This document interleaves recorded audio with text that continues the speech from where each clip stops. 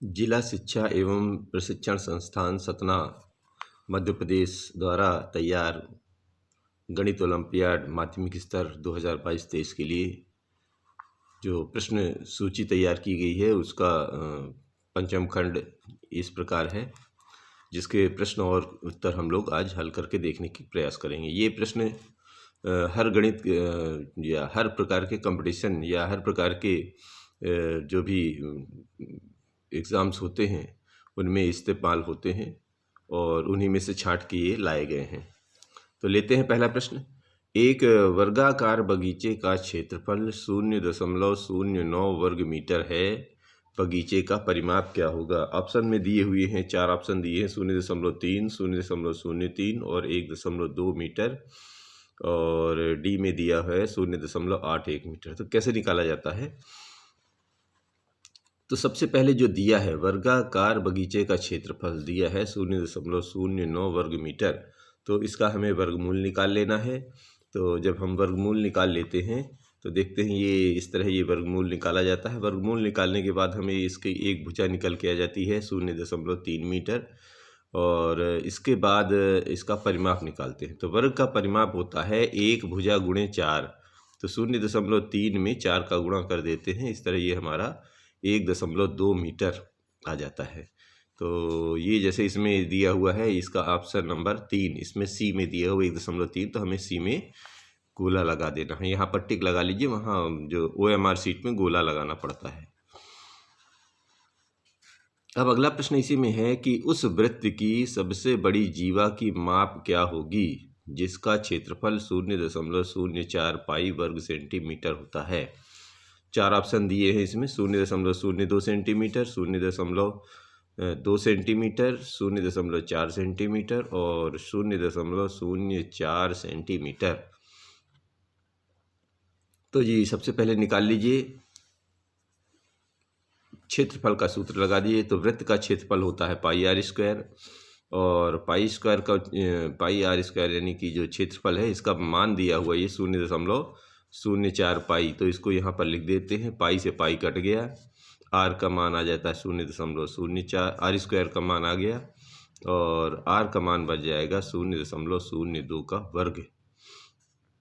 और 0.02 का वर्गमूल निकाल लेते। 0.2 कैसे होता है वो ऐसे निकाल दिया गया। यहाँ पर देखिए 0.04 का जब हम वर्गमूल निकालते हैं तो ये इस तरह शून्य, ये जो वैल्यू आती है ये कहलाती है इसकी वर्गमूल। तो ये 0.04 का वर्गमूल 0.2 जो कि यहाँ पर रखा गया है। तो इस तरह त्रिज्या निकाल के आ जाती है हमारे पास 0.2, और इसका क्या निकालना था हमें? जीवा क्या होता है पहले व्यास निकाल लीजिए, जीवा स्पष्ट करता हूँ। तो डी बराबर होता है, व्यास जो है डी बराबर 2r, और इसमें 2 में 0.2 का गुणा कर दीजिए तो फिर से 0.04 हो गया ये। अब जो ये कह रहा है कि जीवा सबसे पहले समझ लेते हैं कि सबसे किसी भी वृत्त में जो 2 बिंदुओं को मिलाने वाली, वृत्त के किन्हीं भी 2 बिंदुओं के वृत्त के परिधि में, यानी वृत्त की जो चक्री है या परिधि है उसके 2 बिंदुओं को मिलाने वाली रेखा को जीवा कहते हैं। लेकिन यहाँ पूछा है सबसे बड़ी जीवा, और सबसे बड़ी जीवा क्या होगी? जो व्यास होती है उसको सबसे बड़ी जीवा बोला जाता है, और यह केंद्र से गुजरती है। और अगर आगे कोई क्वेश्चन पूछे तो केंद्र से अनंत प्रकार की व्यास या अनंत जीवाएं खींची जा सकती हैं।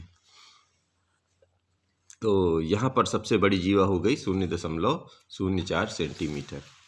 अब अगला प्रश्न इसी में है कि एक बहुभुज में कम से कम कितनी भुजाएं होती हैं? 1 या 2 या 3 या 4।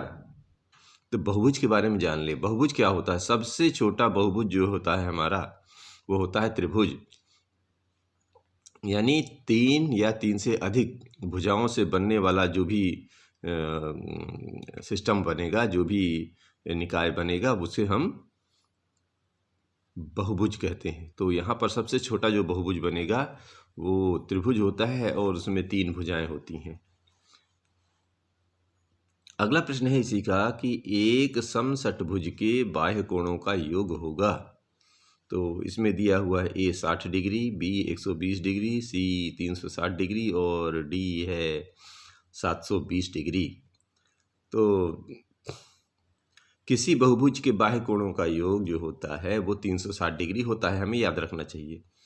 तो चूंकि ये समषटभुज है, चाहे कोई सा भी हो, बहुभुज भर हो, तो उसमें बाह्य कोण होंगे वो पूरे के पूरे 360 डिग्री होंगे। तो हमें ये 360 डिग्री अर्थात सी वाले में ऑप्शन में टिक लगा देने हैं। ये सी 360 डिग्री हो जाएगा। चलो अब ये चित्र दिया हुआ है कि x का मान क्या होगा। ये एक त्रिभुज बना हुआ है, इसमें ये कोण x दर्शाया है, ये बाहर कोण 110 दर्शाया है, और ये दोनों को समान दर्शाया, मतलब ये भुजा इसके समान है, ये दर्शाया है। और ज्ञात करना है कि इसका मान बताओ। ऑप्शन में दिया है 40, 70, 110 और 170। चलिए शुरू करते हैं।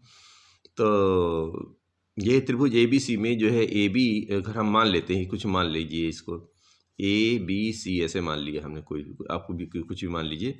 जो AB भुजा है AC के बराबर है, क्योंकि ये यहाँ पर ऑलरेडी पहले से शो किया हुआ है। अब क्योंकि दो भुजाएं जिसकी, ऐसा त्रिभुज जिसकी दो भुजाएं बराबर होती, तो वो क्या होता है, समद्विबाहु त्रिभुज हो जाता है। वो समद्विबाहु त्रिभुज हो गया। तो अब अगला देखना है, यहाँ पर इस वाले को ले लेते हैं।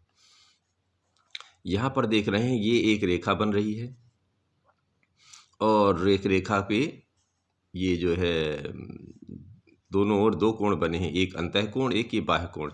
और अंतः कोण, किसी त्रिभुज का बहिष्ठ कोण और अंतः कोण दोनों मिलकर 180 डिग्री होते हैं। ये रैखिक युग्म की परिभाषा से निश्चित होता है।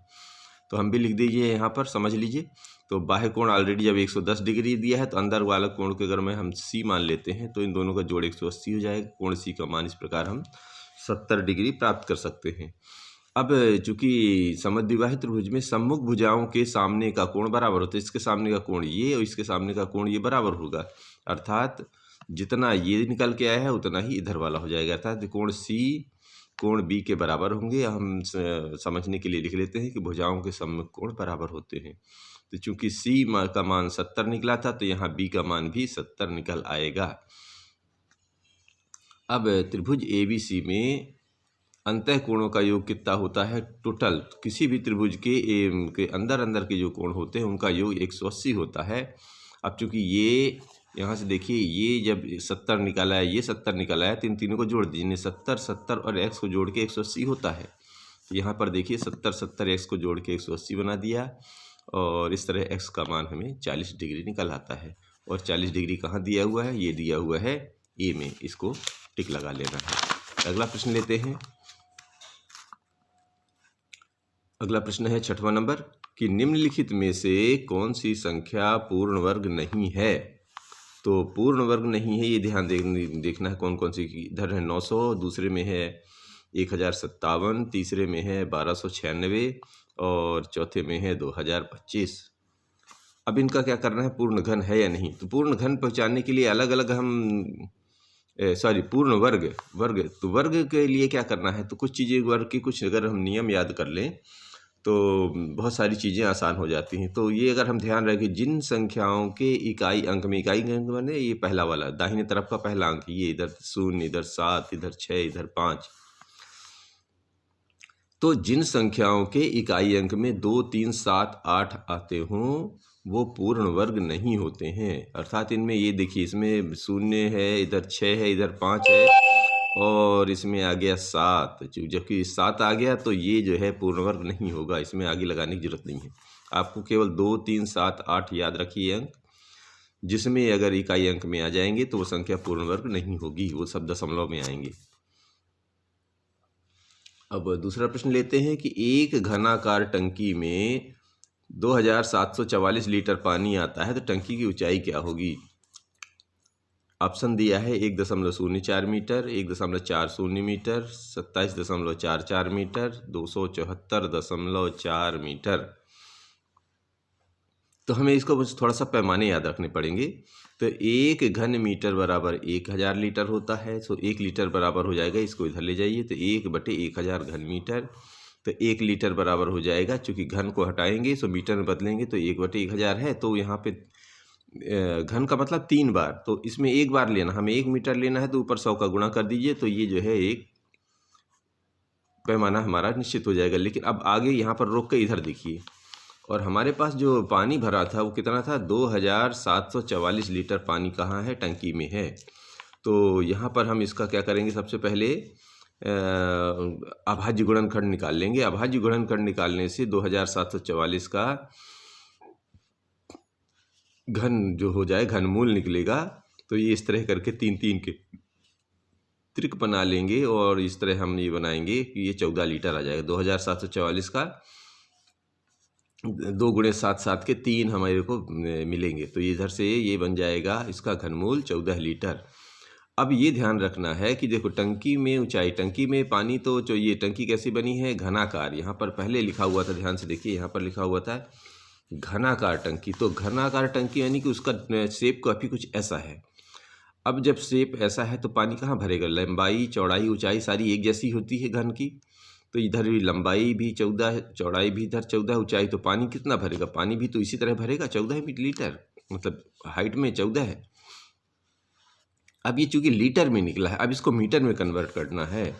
तो अभी अभी हम लोगों ने यहाँ तक पैमाना निकाल लिया। अब पैमाने को, इस लीटर को पैमाने में बदल देना है, मीटर में बदलना है। तो 14 लीटर है और 1 लीटर में इतना होता है, तो 14 लीटर में 100/1000 मीटर। तो इसे काटने के बाद ये हमारा आ जाएगा 14/10 अर्थात 1.4 मीटर। और ये ऑप्शन दिया हुआ है बी में 1.40, दाहिनी तरफ शून्य लगाया जा सकता है। अब इसी में अगला प्रश्न लेते हैं कि 8वां प्रश्न है कि आप उत्तर दिशा की ओर मुंह करके खड़े हैं, आप दाहिनी ओर 270 डिग्री घूम जाते हैं, तो आप का मुख किस दिशा में होगा। चलिए देखते हैं। पूरब, पश्चिम, उत्तर, दक्षिण ये ऑप्शन में दिए हुए हैं। तो ये पहले तो हमें इसका समझने के लिए एक डायरेक्शन बना लेना चाहिए। ये हमेशा सामने ऊपर की तरफ उत्तर होता है, नीचे दक्षिण, दाहिने तरफ पूरब और पश्चिम बाएं तरफ। घूम किधर रहे, दाहिने तरफ। तो ये दाहिने तरफ घूम गया, तो ये हुआ 90, ये हुआ 180, ये हुआ 270। अब देखिए बुक से एक 270 घूमने के बाद पूछ रहे हैं कहाँ, आप किस दिशा में है। तो देखिए आपका दिशा कहाँ है, ये रहे पश्चिम, तो आपको पश्चिम में टिक लगा देना है। चलिए अगला प्रश्न लेते हैं कि 2 अंकों की सबसे बड़ी पूर्णांक संख्या के वर्ग और 2 अंकों की सबसे छोटी पूर्णांक संख्या के वर्ग का अंतर होगा। ऑप्शन दिया है 0, 1, 9801 और 19602। तो देख लिए। अब पूर्णांक के देखिए ध्यान रखना है, यहाँ पर पूर्णांक के बारे में हो रहा है, पूर्णांक संख्या के वर्ग के बारे में पूछ रहा है। तो सबसे पहले हमें पूर्णांक संख्या लिख लीजिए कि होती क्या है। देखिए पूर्णांक संख्या जो होती है वो 0 से दाहिनी तरफ भी चलती है, धनात्मक की तरफ, और 0 से ऋणात्मक की तरफ, बाएं तरफ भी चलती है।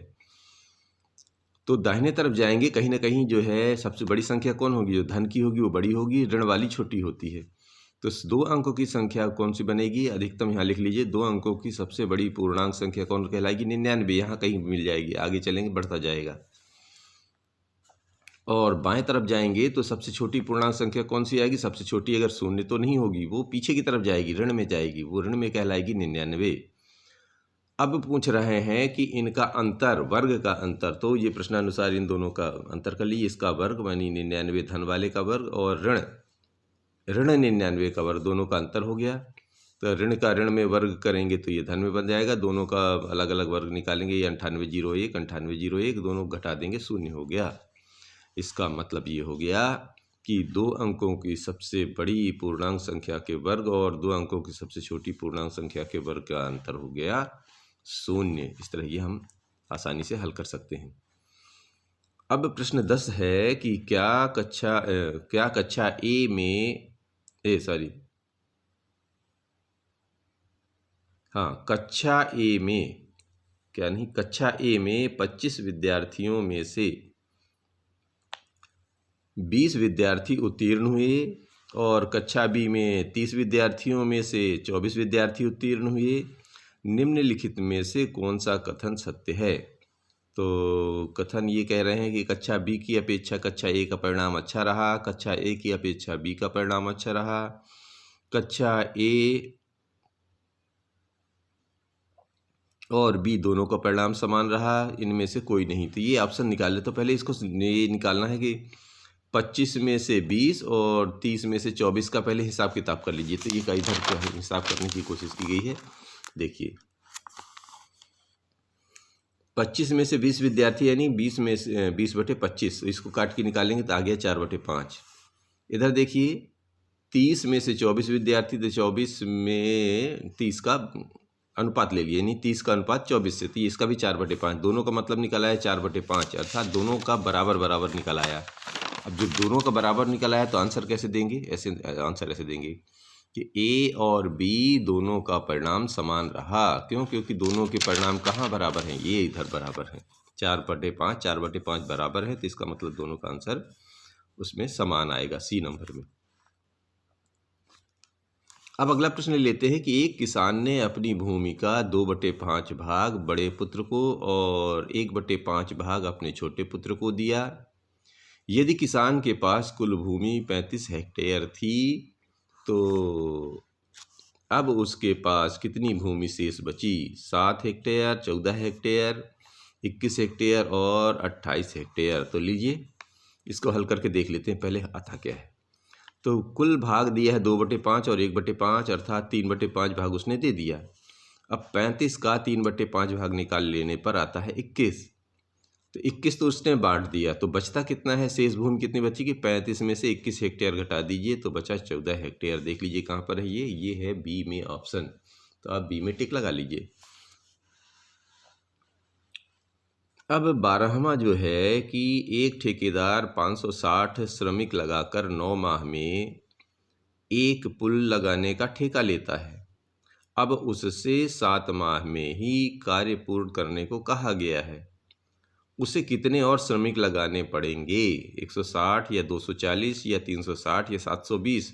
तो इसको कुछ इस तरह हल किया जाता है कि ये ऐसा बना लीजिए ग्राफ, ये पैसारणी, एक तरफ श्रमिक ले लीजिए, एक तरफ माह है। तो इधर 560 जब श्रमिक लगते हैं तो कितने माह लग रहा है, 9 माह। और एक्स मान लीजिए जब श्रमिक लग रहे हैं तब 7 माह लग रहे हैं। तो ये कैसा दिख रहा है, ये संबंध दिख रहे हैं व्युत्क्रमानुपाती, यानी कि श्रमिक बढ़ाने पर माह बढ़ जा रहे हैं तो घटने पर माह भी घट जाएंगे। तो ये जो है कितने और श्रमिक लगाने पड़ेंगे तो देख लीजिए, यानी कि अगर श्रमिक समय कम चाहिए, कम लगेगा तो श्रमिक बढ़ाने पड़ेंगे। तो देखो जी इधर हो जाएगा इन दोनों का आपस में गुणा बराबर इन दोनों का आपस में गुणा, इस तरह करके ये हमारा 720 निकल आएगा। अर्थात जहाँ पर 560 लग रहे थे 9 माह में, तो 7 माह में उसे अब 720 श्रमिक लगाने पड़ेंगे। इसका अगला प्रश्न है 13वां कि x² ऋण y² बटे x ऋण y, इसकी वैल्यू बताना, कितना मान होगा। ये ऑप्शन दिया है x धन y, x ऋण y, x³ ऋण y³ और x³ धन y³, ये हमारे ऑप्शन में है। तो देखिए इसको पहले हल कर लीजिए। तो x² ऋण y² बटे x ऋण y का मान जो होता है x धन y इंटू x ऋण y, इसके सूत्र ये सर्वसमिका है और x ऋण y थी सर्वसमिका में, ये दोनों कट जाएंगे, ये बचेगा। ये इसका ऑप्शन दिख रहा है ए नंबर पर। ये बहुत आसान है, ये सर्वसमिका याद रखना है आपको हर समय। अगला प्रश्न ये कह रहे हैं कि दो संख्याओं का योग 45 और उनका अनुपात 7:8 है, तो संख्याएं कौन सी होंगी, 20-25 या 7-8 या 28 और 32 या 21 और 24? तो चूंकि अनुपात 7-8 में है तो हमें यहीं से शुरू करना पड़ेगा। माना संख्याएं 7x एवं 8x है, ये हमें मान लेना है। और दोनों का योग कितना है, इन दोनों को जोड़ देने पर कितना होगा, 8 7 15x, और ये कितना दिया है इसके बाद 45 के बराबर, तो ये 45 हो गया 15x के बराबर। तो x का मान निकल आएगा 3। तो पहली संख्या कौन सी हो जाएगी, 7 के अनुपात में थी ये वाली, तो 7x बराबर हो जाएगा 7 × 3, अर्थात पहली संख्या 21 और दूसरी संख्या आ जाएगी 8 × 3 = 24। देख लीजिए कहाँ पर दिया हुआ है, ये दिया हुआ है डी में, इसको टिक लगा लेते हैं। अब अगला प्रश्न आता है, प्रथम 10 प्राकृत संख्याओं का माध्य 5 है या 5.5 या 4.5 या 55 है। देखिए तो सबसे पहले प्रथम 10 प्राकृत संख्याएं लिख लीजिए, ये हो जाएंगी 1 से लेकर 10 तक, इनको जोड़ दीजिए और कुल संख्याएं 10 हैं तो 10 का भाग दे दीजिए, इस तरह 55 आ जाएगा। इसको 10 का भाग देंगे तो 5.5 आ गया। बहुत आसान है, ये माध्य आपने उसमें पढ़ा है। तो अगला प्रश्न ले लेते हैं। वर्गमूल 4 सही 29/49 का मान 1 सही 1/7 है, या 2 सही 1/7 है, या 4 सही 5/7 है, या 1 सही 2/7। इसको हल करके देख लेते हैं पहले। तो ये देख लीजिए, ये हल करने पे कैसा नज़र आ रहा है। ये 4 सही 29/49 को इसमें क्या करेंगे, इसमें गुणा करेंगे तो 196, 29 जोड़ेंगे और तो ये आ जाएगा 225/49। 225 का वर्गमूल करेंगे तो ये आता है 15, और 49 का वर्गमूल होता है 7, तो इसका भाग देंगे 2 सही 1/7। अब देख लीजिए कहाँ पर लिखा था, 2 सही 1/7 लिखा हुआ था बी नंबर पर। इस तरह ये हमें बी नंबर पे टिक लगा लेना है। अब ले लीजिए 17वां नंबर, 2x/3x-1 बराबर -3। तो हल अब इसका आंसर दिए हुए हैं -3/7, 3/7 और -3/11 और 3/11 में से कोई एक होगा। तो हल करके देख लीजिए पहले।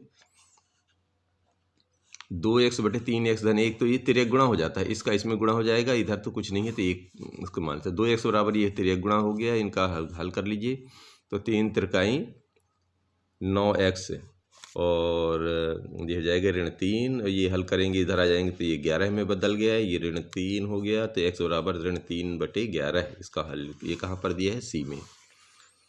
अब 18वां नंबर है कि 0.008 की पावर यानी घात 2/3 का मान होगा 0.02 या 0.2 या 0.04 या 0.4। तो इसको हल कर लीजिए तो ज़्यादा स्पष्ट देखिए जी, इसको हल कैसे किया जाता है। इस दशमलव हटाएंगे तो दशमलव की जगह 1 लगाएंगे, और 1 2 3 शून्य है तो यहाँ पर 3 शून्य की बटे मिलेगी, तो ये दशमलव वाला काम खत्म हो गया। अब ये इस रूप में बदल गया। अब इस रूप में बदल गया तो 8 को हम क्या लिख सकते हैं, 2 × 2 × 2, और नीचे 1000 को कैसे लिख सकते हैं, 10 × 10 × 10। अब इसका मतलब हो गया ये 2 3 बार है तो 2 की पावर 3, और नीचे 10 है तो 10 की पावर 3, यानी 2/10 की पावर 3। तो इसको बाहर निकालेंगे तो ये सूत्र लग जाएगा। तो 3 से 3 ये बाहर आ जाएंगे, यानी कि mn का गुणा है a की पावर m × n, तो a की पावर mn, यानी 3 से 3 कट गया तो बचा 2। अब ये बन गया 2/10 की घाते 2। अब 2/10 को कन्वर्ट कर लीजिए, तो 2/10 की घात 2 था तो 2 दूनी 4, 10 दहम 100, और इसको दशमलव में कन्वर्ट कर दीजिए, 0.04 हो गया, और इसका ऑप्शन था नंबर सी पर।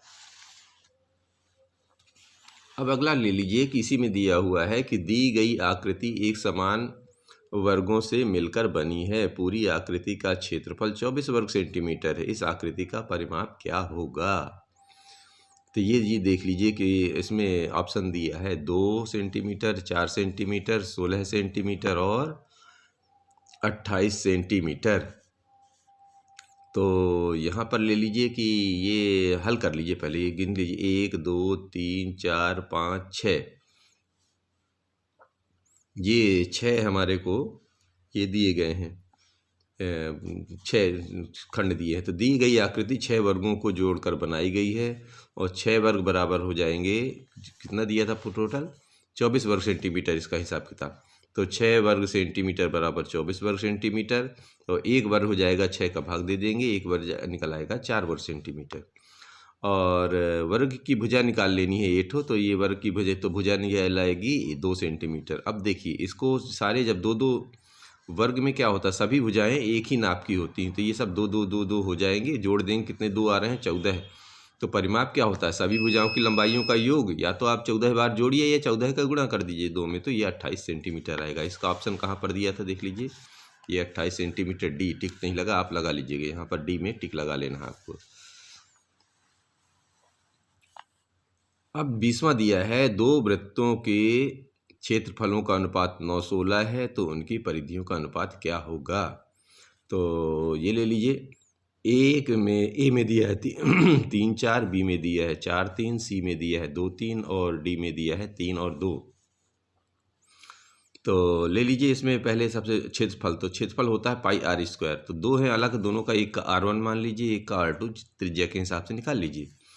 तो पहला πr1² बराबर 9, तो दूसरा हो जाएगा πr2² बराबर 16 है। और इन दोनों का अंतर निकाल लीजिए, आ गया 3/4। और परिधि क्या होता है, परिधि आता है 2πr1/2πr2। चूँकि दो अलग अलग है तो परिधि भी निकल आएगी 3 और 4 के अनुपात में। तो ये त्रिज्या से, ये त्रिज्या का मान यहाँ परिधि में रख देना है 3, 4। तो इसका मतलब ये हो गया कि यदि दो वृत्तों के क्षेत्रफलों का अनुपात 9/16 है तो परिधियों का अनुपात हो जाएगा 3 और 4। जी धन्यवाद।